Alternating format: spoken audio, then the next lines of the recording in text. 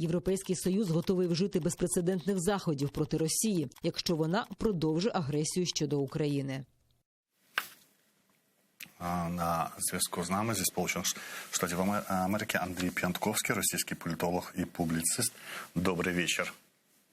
Добрый вечер, Осман.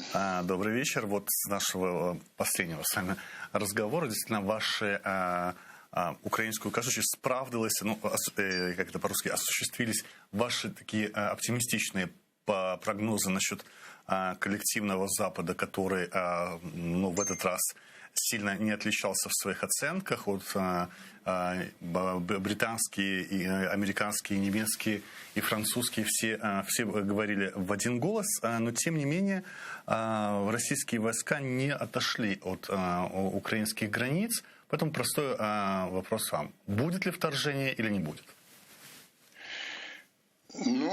Более того, я вам скажу, если вы внимательно следите за российской политической сценой и пропагандистской ее машиной, они усилили свои нападки на Запад, на Украину. Москва явно восприняла вот эту видеоконференцию как проявление слабости Байдена. Ведь в двух принципиальных вопросах он пошел навстречу Москве, тому, что она добивалась.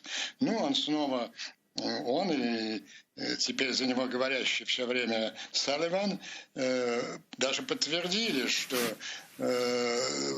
Соединенные Штаты готовы вместе с Россией продолжать давление на Украину, чтобы, как там они сформулировали, to see the measure of autonomy, предоставить какую-то толику независимости, автономии ОРДО. Это показывает, что американцы просто не понимают, в чем основная проблема. Не какая-то там автономия, какое-то маленькое ОРДО добивается у плохого Киева. Это военно-террористический плацдарм России, это захваченная территория, и Россия заставляет Украину легализовать ее в правовом политическом поле, изменив свою конституцию, и не меняя ничего внутри, чтобы эти два армейских корпуса, спецслужбы, все эти пыточные подвалы стали частью такой законной и украинской политической системы. Естественно, никогда Украина на это не пойдет. И вторая уступка еще более удивительная. Москва же ультиматум предоставляет Западу, требуя, изображает из себя жертву, которой угрожают со всех сторон, и требует какой-то юридический документ, гарантирующий ее безопасность. И Байден согласился на эту тему разговаривать. А вот сегодня уже последние события. Утром в Москве Соединенным Штатам помощницей госсекретаря был включен письменный ультиматум. Что Запад должен сделать, чтобы успокоить Россию. А требуют они одного – фактически новой Ялты. То есть признание их права на громадной территории, в зоне этой новой Ялты, включающей все постсоветское пространство, творить все, что угодно. Менять правительство, вторгаться в страны, изменять их границы и так далее. И через 5 часов после получения ультиматума Байден заявляет, что он снова хочет поговорить с Путиным, соскучился. Так что на фоне тех позитивных новостей, о которых мы с вами говорили, есть и негативные линии. Но пора сказать прямо, что в администрации Байдена есть группировка, такая явная Путин-Ферштейн, возглавляемая, конечно, помощником по национальной безопасности Салливаном. Но она находится в меньшинстве в американском истеблишменте, потому что подавляющее большинство Конгресса, медиа, они на стороне Украины. Газета «Вашингтон-Пост» – это основной орган демократической партии. Она опубликовала после этого разговора Байдена с Путиным статью под заглавием, что Байден вел себя как Чемберлен. Это я все рассказываю не для того, чтобы напугать Украину, а наоборот, чтобы объяснить, что эти уступки Байдена, они не отражают позиции большинства американского истеблишмента. И они будут отвергнуты в результате внутренней политической борьбы. Сразу тогда несколько уточняющих вопросов. Да. Первое. Почему тогда Салливан стал голосом, который объяснил предмет этих разговоров, человек, который находится в меньшинстве, как вы говорите, относится к группировке Путин-Ферштейн. Почему именно ему тогда поручили озвучивать то, что можно было рассказать публике об этой встрече? Ну, потому что мы теперь видим, что он ее готов. Мы видим совершенно два разных подхода. Мы видим госсекретаря Блинкена, который 10 ноября подписал с министром иностранных дел Украины Кулебой так называемую хартию стратегическое сотрудничество. Это исторические документы, я полагаю. Так вот, все эти разговоры, которые вел Байден, и о давлении на Украину, и о готов. Более того, Байден даже сказал, что он организует встречу лидеров НАТО с Путиным. Он привезет с собой к носу перед Путиным изменяться даже лидеров НАТО. Вот и есть две группировки. И вот он готовил встречу с Салливан, и он ее интерпретировал. Если уж мы говорили с Салливаном, я остановлюсь еще на одном моменте, потому что это меня вплотную приведет к тому основному вопросу, который вы задали, нападет или нет. Вот у него прозвучал такой мотив на его брифинге, что да, мы там адские санкции, немыслимые, невероятные, мы их введем в случае массированного вторжения Украины России в группу Украины. И даже он добавил, и мы будем в этом случае вооружение дополнительное посылать. То есть, смотрите, мелькнул такой момент, что вооружения, которые уже шли довольно интенсивно в Украину, будет не сейчас, а вот в случае такого массированного вторжения. И на следующий день, заметьте, администрация приостановила поставку вооружений на пакетом 200 миллионов. То есть это прозвучало почти как приглашение Путину. Вот скажем, там пойдете там на Киев, мы тогда применим санкции. А вот какие-нибудь там средней интенсивности гибридной провокации на Донбассе, то тут как бы нет основания для этих санкций. И вот, по-моему, Путин этот сигнал воспринял именно так. Такое масштабное наступление они не поведут. Прежде всего, потому что и российские военные эксперты, и Генеральный штаб объяснял Путину, что вот классическая такая война с завоеванием, с оккупацией Украины, это катастрофа для России. Но война же это не цель. Цель – полное подчинение Украины. И Путин хочет добиться это гораздо более экономными средствами. И я думаю, что в ближайшее время он вот этим люфтом, который ему предоставил Салливан, он воспользуется, организовав какие-нибудь крупные провокации на Донбассе с целью усилить и так уже достаточно серьезный внутриполитический кризис в Украине. Вот такой мой ответ на вопрос, что классической такой войны не будет. Но крупные провокации на Донбассе будут. Да, почти наверняка. Вы же обратите внимание, последний момент, ведь риторика относительно Донбасса изменилась. Вы заметили в этой геноцидальной речи Путина? Раньше тезис был, если они попытаются устроить геноцид русского населения Донбасса, мы непосредственно мешаем. А в этой речи он говорил, сейчас идет геноцид Донбасса, тем самым уже подготавливая общественное мнение, и, может, ту самую группу Путин-Ферштейн в американской администрация именно к такой гибридной войне низкой интенсивности. Тогда чему надо больше доверять? Тому, что вот эта группа Салливана, как я сказал, упомянула о некой автономии Донбассу, или заявлению, которое появилось, состоялся же разговор в прошлый вторник, а с президентом Зеленским Байден говорил только в четверг. И вот в среду, вот в промежутке между разговором с Путиным и разговором с Зеленским, американцы, появилась новость, что Соединенные Штаты Америки не будут давить на Украину в вопросе автономии Донбасса. Потому что появилась эта информация после того, как стали обсуждать, что американцы будут давить на выполнение минских договоренностей в той части, которая касается выборов, полномочий и прочего. Так вот, где правда, где находится? Что американцы не будут давить, и это просто минские договоренности, это такая мантра. Это то есть первый вопрос. Прошу вас. Понимаете, вы ссылаетесь. Речь идет о знаменитой заметке Associated Press, которая появилась в среду на следующий день. И там говорилось черным по белому. по сведению одного источника, инсайдера внутри администрации, американцы обещали, значит, оказывать давление на Россию, чтобы cede a measure of autonomy, дать автономию и так далее. Вот именно эта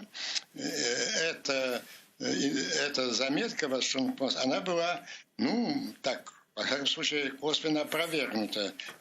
Псаки задали вопрос, вот вы собираетесь или нет? То есть поступают противоречивые сигналы, что вполне понятно, потому что я уверен, что и Блинкен, и министр обороны Осин, они просто были взбешены этой заметкой, ссылающейся на какой-то... Идет внутренняя борьба внутри администрации Байдена.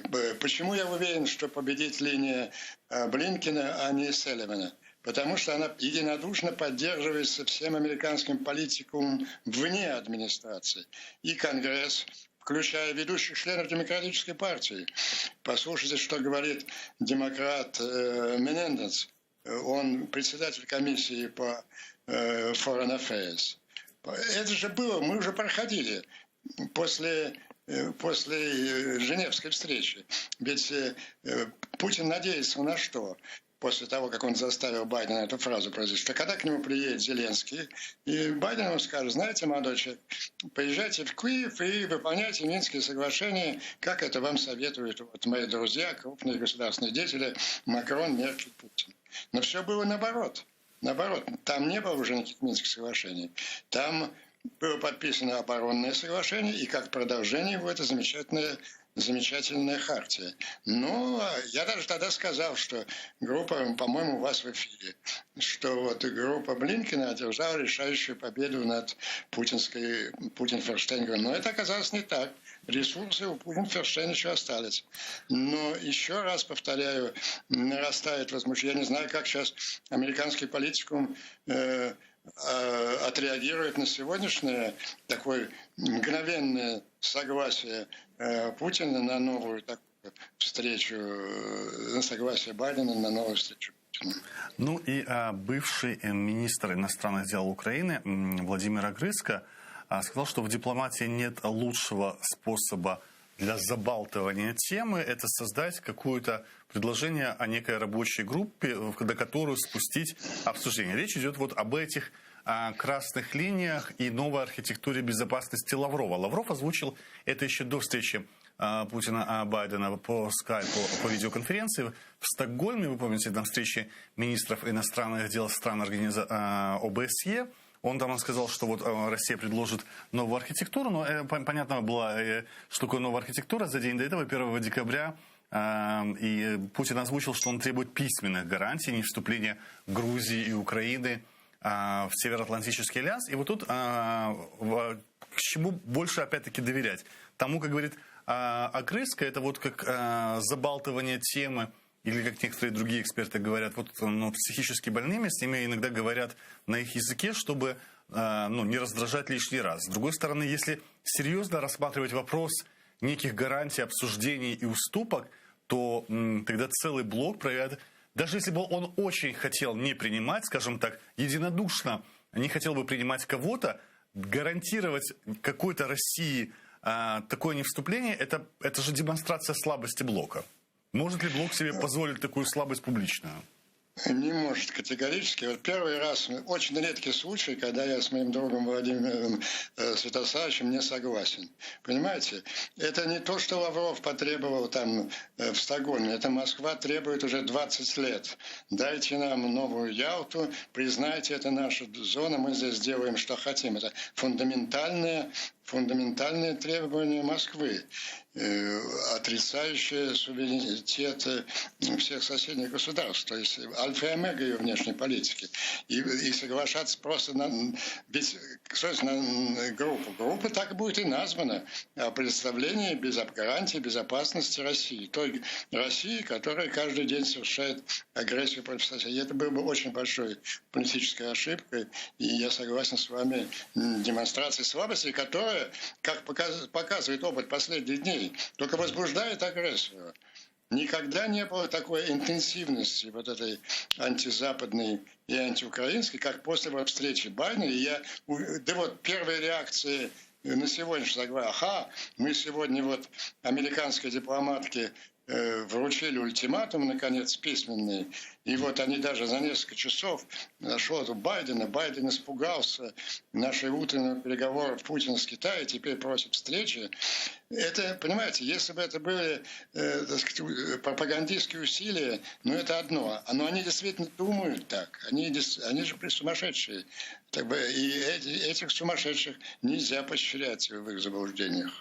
Ну вот появилась еще информация, я просто на эфирах не успел ознакомиться. Возможно, вы расскажете, Сурков, Волкер, некий новый формат. Это и есть та группа, которая будет говорить о безопасности, или это группа скорее по регулированию Донбасса? О чем идет речь? Сурков, Волкер, кстати, опыт этой группы очень положительный. Волкер очень достойно защищал интересы Украины, очень твердую позицию, и он помог.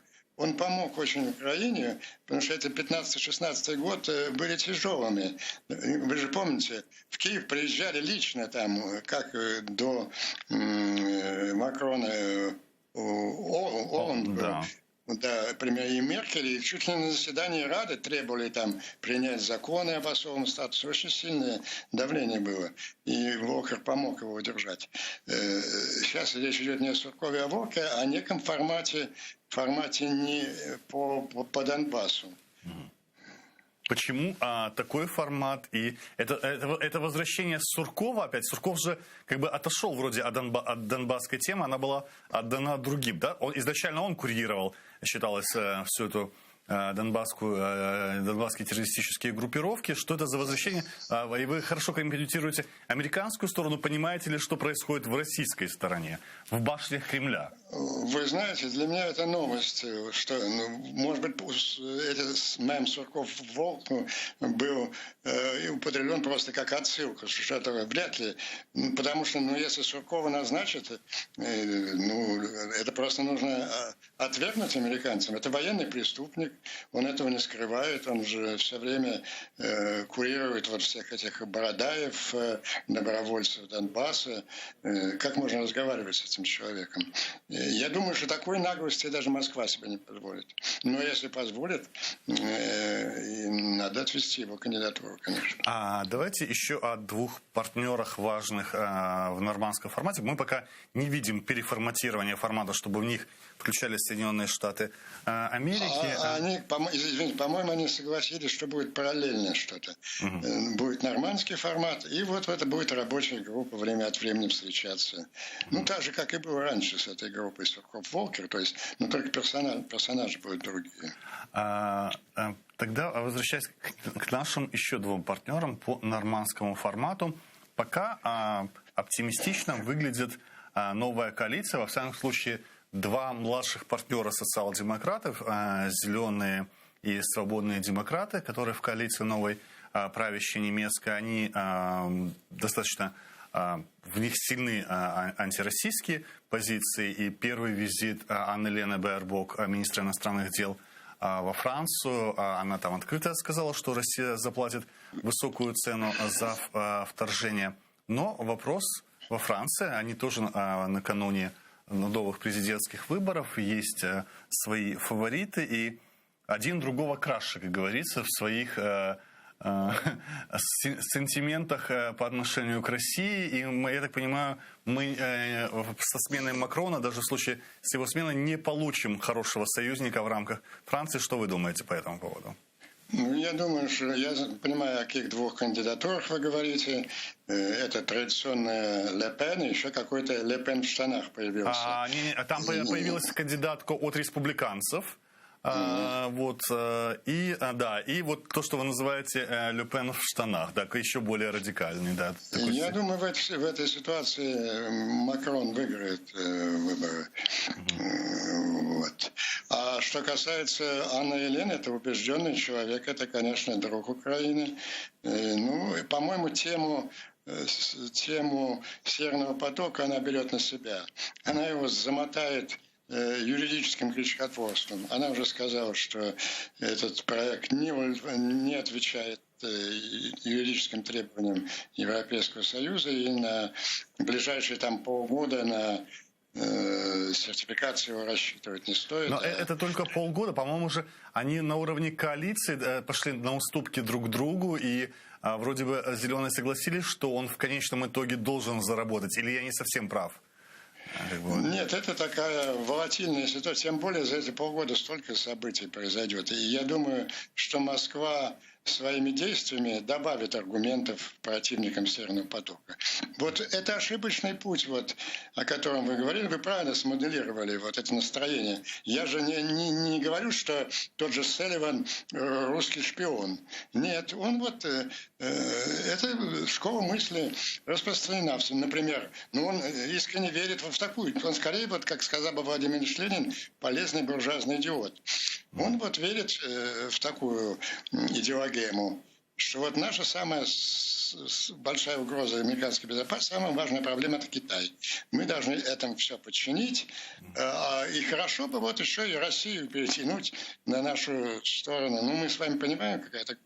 Ну вот многие люди так. Поэтому мы должны в чем-то там пойти Путину на уступки, а в чем, ну вот так позволить. Ну вот, кстати, когда вы говорите о Китае, ваши коллеги из Соединенных Штатов Америки таких же ценностных взглядов и настроений, они говорят, как раз-таки именно проблема Китая должна заставлять Америку вообще ни на шаг не уступать в вопросе Украины, потому что если уступить, и Китай за этим активно смотрит, потому что если уступить в вопросе Украины, страны, которая международно признанный член Организации Объединенных Наций, то с Тайванем будет еще сложнее, потому что, несмотря на то, что Тайвань демократия, в западном понимании смысла, одна из самых рабочих демократий в странах Азии, но мы знаем, что это формально весь мир считает ее частью Китая. И тогда вопрос аннексии Китая фактически это более легкий вопрос для Китая в случае даже небольших уступок по Украине.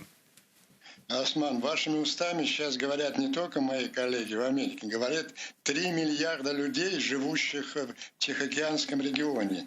Все эти страны опасаются экспансии Китая. И Америка достаточно удачно начала формирование оборонительных союзов, там Квот и Аукус, в которые входят такие гиганты, как Япония, Индия, такие страны, как Австралия, Южная Корея, да все там, включая Вьетнама, который воевал с ними 50 лет назад. И все эти 3 миллиарда людей смотрят сейчас на Украину и на поведение Байдена в этом кризисе.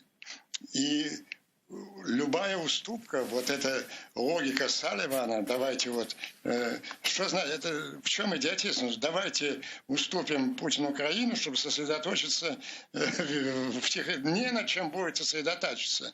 Ни одна, в Азии понимают силу, ни одна этих держав, ни Япония, ни Индия, ни Австралия не будет верить ни одному американскому слову уже. А без консолидирующих усилий Америки создать им такой внушительный союз против Китая невозможно. Япония в отчаянии, она этого не скрывает. Они просто, в случае, если Запад моргнет здесь, она в течение нескольких месяцев станет ядерной державой. Другой возможности защиты от Китая уже не будет. Поэтому и это большинство американского истеблишмента, еще раз повторю, это понимает. Поэтому я так уверен и оптимистичен в том, что я 2 недели назад сказал, что группа Салливана внутри администрации была разгромлена. Я забежал вперед, поторопился. Но принципиально, я думаю, это вопрос самого ближайшего времени. Никаких других уступок Путину уже американский истеблишмент Байдену не позволит.